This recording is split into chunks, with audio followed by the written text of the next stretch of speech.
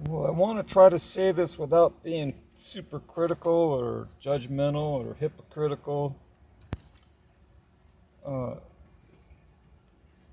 but I want to try to say it out of compassion and concern and being sorrowful. That when I look at certain people, on the streets or anywhere, one of the main characteristics of someone who's led a hard life, either because of drugs or alcohol or just being homeless on the streets and not eating the right nutritions and not being good with personal hygiene and so forth. Uh, there's a song by Aerosmith that says all these lines are written on their face and they can see it when they look in the mirror. And I'm not sure if I'm taking it out of context, but it's true. A lot of you can tell when someone's not been taking care of themselves. It's written on their face. They usually look a lot older than they really are,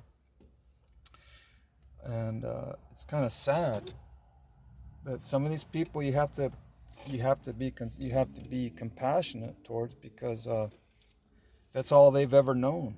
That's what they were taught from childhood. Their parents were probably alcoholics and drug users, and so what ends up with what ends up with the children. The children often follow the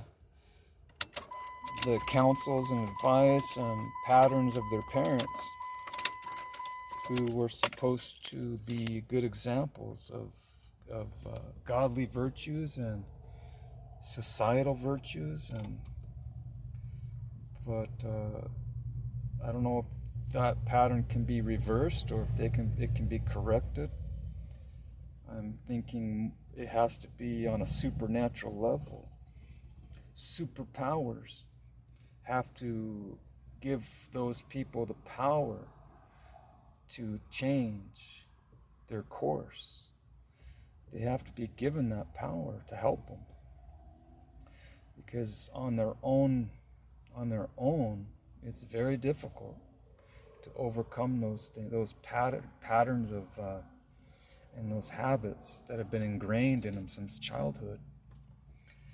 And the Bible talks about being set free from these things, all these bondages and issues and all these torments. And supposedly there's the apostles and even Christ himself said that there can be deliverance from these negative things and from these spiritual entities that are one of the major influences towards man's self-destructiveness.